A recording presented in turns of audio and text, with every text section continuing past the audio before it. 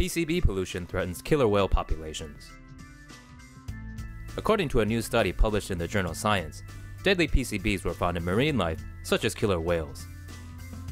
According to CNN, PCBs were banned in most countries decades ago. However, they are still used in some parts of the world, which has allowed them to gradually seep into oceans. PCBs were used in paints, coolants, carbonless copy paper, and other products. Polychlorinated biphenyls, or PCBs, can be consumed by plankton, which are then eaten by larger fish. As the PCBs move up the food chain, they become more concentrated. This puts killer whales in danger of consuming highly concentrated PCBs, as they are near the top of the food chain. The chemical was found to disrupt whales' reproductive system, endocrine system, and brain function. Mother whales can also pass the deadly chemicals on to their offspring through lactation. Researchers warn animals living off the coasts of the UK, Brazil, Hawaii, and Japan have high risk of population collapse because of PCBs. Orca, a charity dedicated to protecting whales, described the report as an absolute tragic state of affairs and needs immediate action. Keep watching for more ocean stories. Most of the plastic in the ocean comes from these countries. Plastic waste is slowly but surely taking over the world's oceans, and the bulk of them apparently comes from just 5 Asian countries. A study from Ocean Conservancy estimates that 55 to 60% of plastic polluting the oceans comes from 5 countries: China, Indonesia, Philippines, Thailand, and Vietnam. Uncollected and mismanaged waste on land accounts for about 80% of the 8 million metric tons of trash that flow into the oceans each year. Environmental organization Greenpeace claims corporations are also at fault for selling products in single-use plastic packaging, especially in so-called sachet economies like the Philippines. Various studies have shown that plastic pollution negatively impacts marine animals and may be indirectly affecting humans through the food chain.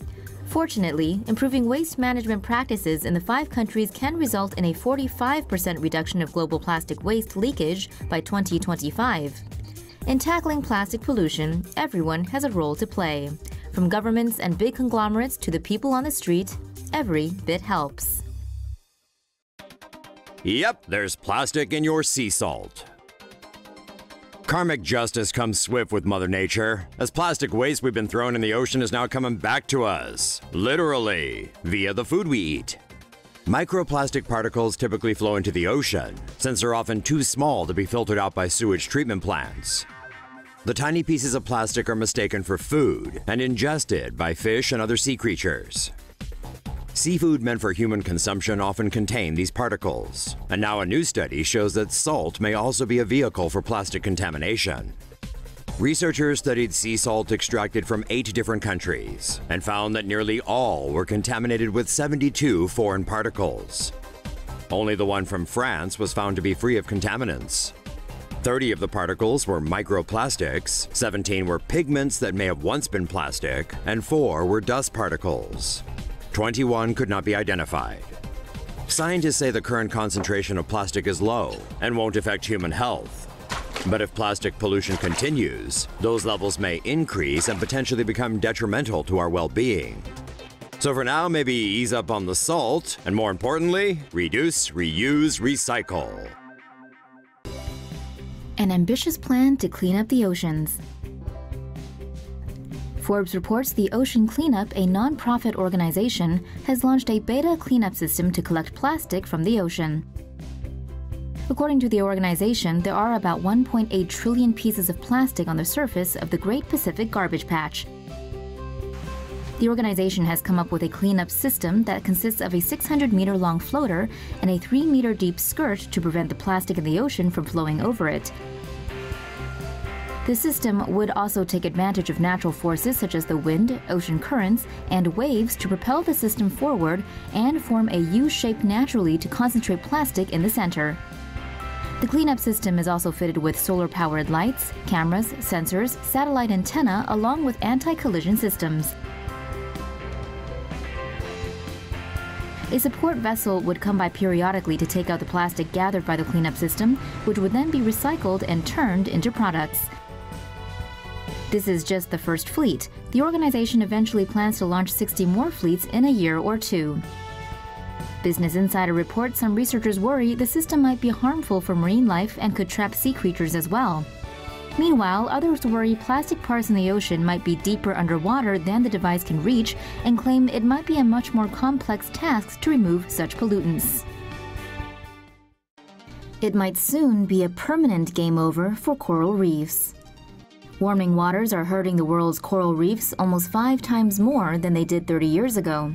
Scientists looked at bleaching data in 100 coral reefs. They found that the frequency of bleaching from warmer waters increased 5-fold from once every few decades to once every 6 years. Bleaching occurs when the reef reacts to stressful changes in temperature, light, nutrients, and other conditions. This makes the reef eject the symbiotic algae in their tissue and turn pale white. Corals can survive and even recover, but continued bleaching eventually leads to death. According to the National Ocean Service, coral reefs are considered sessile animals, meaning they're fixed to one place. The World Wildlife Fund says they provide almost $30 billion in goods and services every year.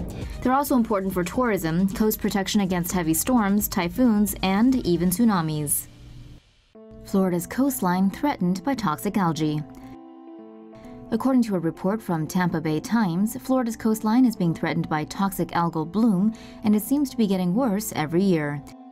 CNBC reports an algal bloom is a rapid increase of the population of algae in a relatively short period of time and can take place on freshwater or marine water systems. Algal bloom is caused by the overabundance of nutrients, nitrogen, and phosphorus. These nutrients typically come from rainfall and wastewater outflows. The nutrients combined with the temperatures of the sea, sunlight, and water movement can work to trigger an algal bloom. According to the EPA, the toxic blooms hurt marine life by blocking out sunlight, as well as creating toxins that hurt small fish and shellfish after they consume it.